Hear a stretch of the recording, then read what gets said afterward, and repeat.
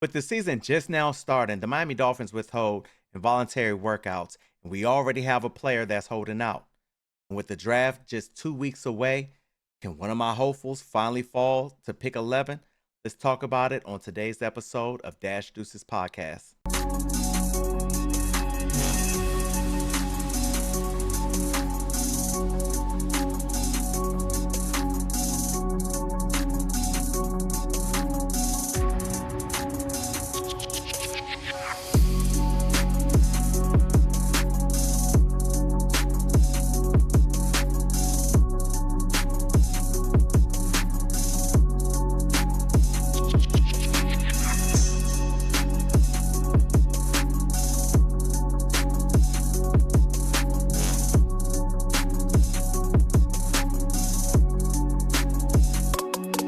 Thank you all for joining. If you're new, go ahead and hit that free button at the bottom, that subscribe button.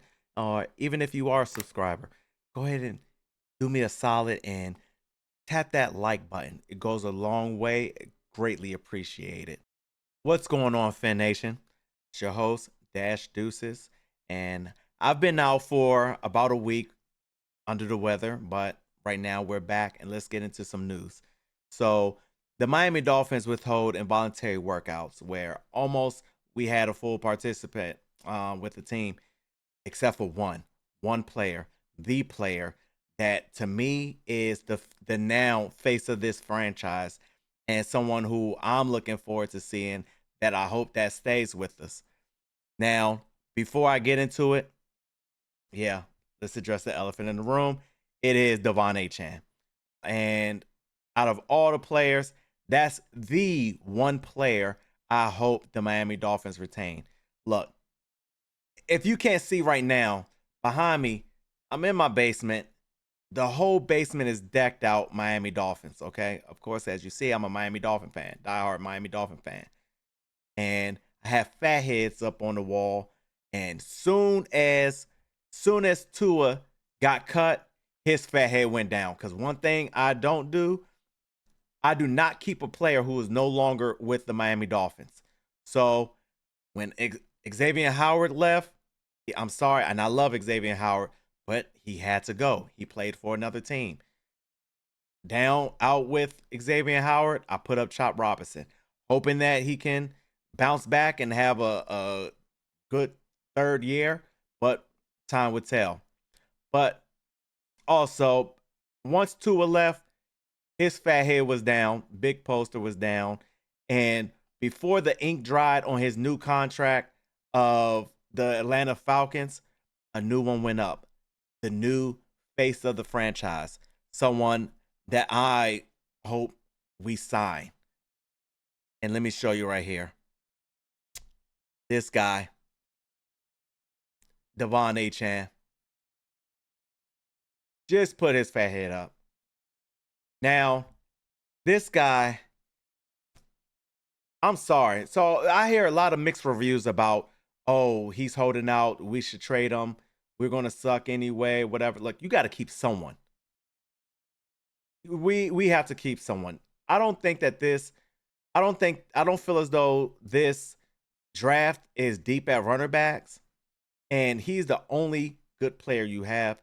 I feel as though you need to pay that man. Okay, whatever he's asking. Of course, nothing too crazy, but I don't think he's going to be asking for anything crazy. But you have to pay him now.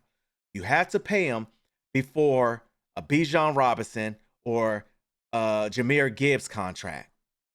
Okay, let him be the third highest paid running back. Because one thing, my argument with Devon Achane is he's not just a running back. Yeah, he's small, but he showed that he's just a weapon. I don't see the Atlanta Falcons lining Bijan in the red zone at slot receiver, high pointing the ball, making a catch for a touchdown. I don't see maybe Gibbs, maybe, but I don't see Bijan doing that. Achane does that. He has done that. Okay? A lot of people saying he's too small to be a bell cow, a three down back, and things like that. His first year, he got hurt, got banged up. went into training camp and during the off season, not training camp, but went into the off season, did what he had to do to get his body right, came back stronger than ever, his second and third year of his career. This man needs to get paid. He's our building block per our GM. I just feel as though he's our building block. He's our franchise player. Most teams, when they have franchise players, it's most likely a quarterback. And what do you do when you have a quarterback that's your franchise player? You get them help. You get weapons. You get receivers, tight ends, running backs, people for them to pass the ball to. Also, you protect them. You get a lineman, not just any lineman. You get a solid tackle. To me, my philosophy is if a running back is your franchise player, you help him out. How do you help him out? By the line, fixing the O-line. Not just any O-lineman. You get a physical interior lineman, a guard. Someone, because he's going to benefit the running back more so than a quarterback will. I mean, more so than a tackle will. And that's how you build around him. I feel as though that the Miami Dolphins need to just go ahead and pay that man. Okay? Now, it has been brought up. Coach Halfley was in an interview, and someone asked about if are we concerned about Devon Achane holding out, and he kept it cool, firm, and he just said, "Nah, it's business. It's too early. Every team goes through it. You have a player that's conducting business. It happens. Now, training camp rolls around, and he's still holding out. Yeah, we have a problem. But I don't see this going before. I don't see this going on before the draft. Before the draft, he needs to get paid. Okay, and you pay him before the draft, and you just move on and you just build. Also, speaking about Coach Halfley, now I'm gonna say this: no one knows how he's gonna coach. But if this man can coach as well as he can hold a press conference, sign me up. Because I don't know about you guys, but this man make me feel like I'm ready to run through a wall. I like coaches who can answer questions, GMs as well, can answer questions, don't beat around the bush, get straight to the point, and give honest opinions, whether we want to hear it as we as the media want to hear that or not, but he tell it like it is. Okay? Jeff Halfley was asked about the defensive runs, the guys who he's looking at drafting. And he just said straight up, I don't know.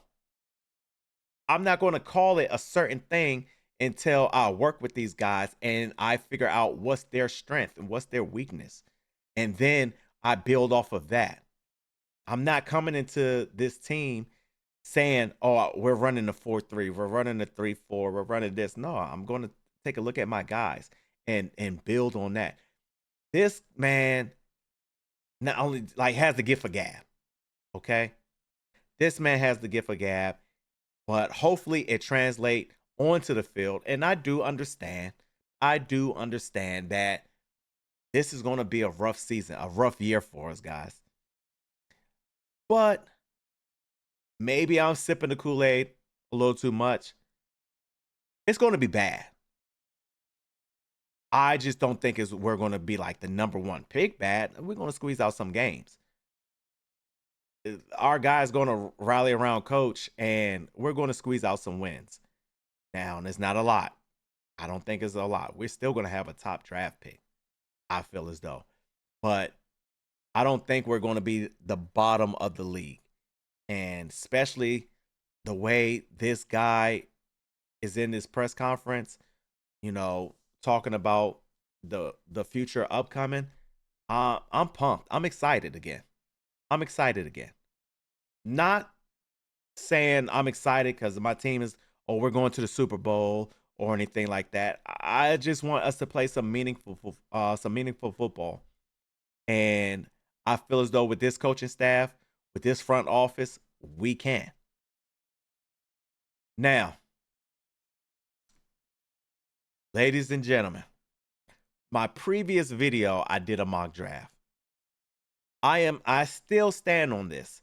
I feel as though with the 11th overall pick, the Miami Dolphins need to address the trenches, need to get an offensive lineman. Now, I'm okay if we get a Ione from Penn State, offensive guard from Penn State, because it's not a jack of all trade, master of none situation. You got you a physical guard, and you know where you're plugging him at, left guard. Move Jonah back to his original position, the right, and you move on with the draft. You have your guard. I'm okay if it's Spencer Fano. Versatile, going to start off as guard. And then I really can't wait for Austin Jackson to go to kick rocks. And I feel as though that's going to happen. So once that happens, you have a Spencer Fano. That's who I picked up in my previous video at the 11th spot. But once he goes down, because Austin Jackson is not going to play a full season. And that's not going to happen. Once he goes down, once he gets hurt, then you take the Spencer Fano and you move him over to tackle and let him earn his stripes there. Because that is what we are hoping to get, a nice right tackle. That's one of our biggest needs. Interior linemen is, but a right tackle just as much. And with the news that we have going on, ladies and gentlemen, I hope this works. But my number one hopeful, my number one run to the podium if we're on the clock and he's still there because teams slept on him. CC Mariota. That is my guy, and I'm not just saying that because I'm a Miami fan. This guy's physical. This guy reminds me of a Penei Sewell. This guy is that lineman we need to build these trenches. Report shows that he had to go back to Indianapolis, the combine medical staff, to get an examination on his back because he had some back soreness and it was hindering him throughout the season and everything like that. Hey, I hope teams see. I don't think it's going to happen, but I hope teams see this and let him slide. Come on, because the Miami Dolphins will love to bring you on.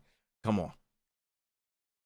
But I can only wish upon a star, right? That is my dream pick that I hope that the Miami Dolphins select with the 11th overall pick. Now, with this 11th pick, I wouldn't mind if we trade back. I wouldn't. Hopefully not too far back because there are going to be some key guys. Now, I'm going to hang out with the fellas on draft night. We're going to hit up Buffalo Wild Wings. I'm going to have a video on that, a reaction video on that, so that way you guys can be a part of it. And I'm going to just tell you like this. With that 11th pick, I hope we do not blow this. There are a lot of guys that I hope that we get. Of course, the ones that I don't feel as though that's going to be there, but I would be grateful if they slide and Miami grab them. Francis Mariota, and Ruben Bain. Also Caleb Downs, Sonny Styles. Guys like that I don't think will be there when Miami picks. But I would definitely like those guys. Also, there's some sleeper guys that I'm high on that I would not be mad if they pick up. Cornerback from Tennessee, Jamar McCoy. Hey, I understand. You have a lot of guys, a lot of fans that has PTSD with the whole Greer situation, getting injured guys. I've said this before. This is football. Everyone gets hurt. Okay. I don't consider this as an injury prone a guy, off an injury. The guy only got hurt once. Only got hurt once. And he's still arguably being discussed as the number one corner for a reason. A guy who didn't even play in the 2025 season because his 2024 tape was just that good. The only thing is he going to bounce back from this ACL injury? Is it going to slow him down? This man went out, did a combine, ran a high 4.3, was running routes, running drills, planting, dropping the hips, showing that ACL problem is not slowing anything down. And don't get me wrong, I do like Mansour Delane as well. Either or, I'm happy with. But if the Miami Dolphins select a receiver, any receiver, with that 11th pick, I'm going to be highly disappointed. Highly disappointed. I see mock drafts saying that we're going to get Makai Lemon. Now, don't get me wrong. Makai Lemon is good. Now that Jordan Tyson is having his. Now, Jordan Tyson is a player who has injury concerns because this guy has not played a full season since high school, not even in high school. That's more of an injury prone, injury concern type player that I'm thinking that we need to stay away, especially with that number 11 pick. Kai Lemon is good. Remind me a lot of Amon St. Brown. He is physical. Doesn't have that explosive speed, but his game speed is just as well. He's a slot receiver. He's a slot receiver. Not knocking him because Amon St. Brown is a slot receiver. In my books, he's a slot receiver. Same stature and everything like that, but he is the number one receiver. He just lines up in the slot. CeeDee Lamb is a number one receiver. Let's call a spade a spade. He's a number one receiver for Dallas Cowboys, and he primarily plays in the slot. Now, Makai Lemon is good, but no, no, no. Let's not get ahead of ourselves and pick a receiver because we're panicking because we got rid of Jalen Waddle. This draft is so deep at the receiver position. I feel as though we don't even have to pick 11 or pick 30 on a receiver. Wait to the second round at best. Third round is when you can grab you some receivers who can play that primary role. A Ted Hurst. I'm big on Brazil from Tennessee. I'm big on Lance from North Dakota State. Like guys like that. I do really like Ted Hurst though. But now with all this hype, I just don't see him falling deep in the third. He might get picked up in the second now because a lot of teams are on him and want a physical receiver like that, a big body receiver like that. Now, that's who I'm hoping that we go for. I've been hearing some things about. I mean, there's still talk about Caleb Downs with his knee, situation and things like that. But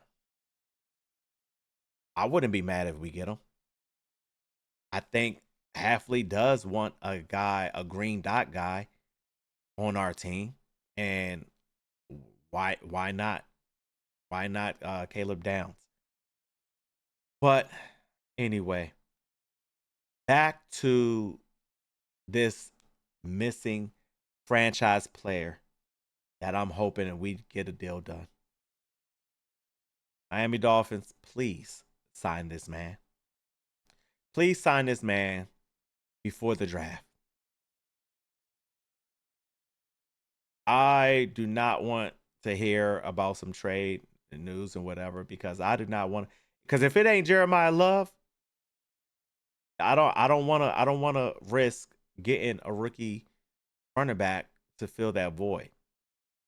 Now, if Jeremiah Love falls, which I don't see him going, I see him going to the Titans. I don't see him getting past the Commanders at 7.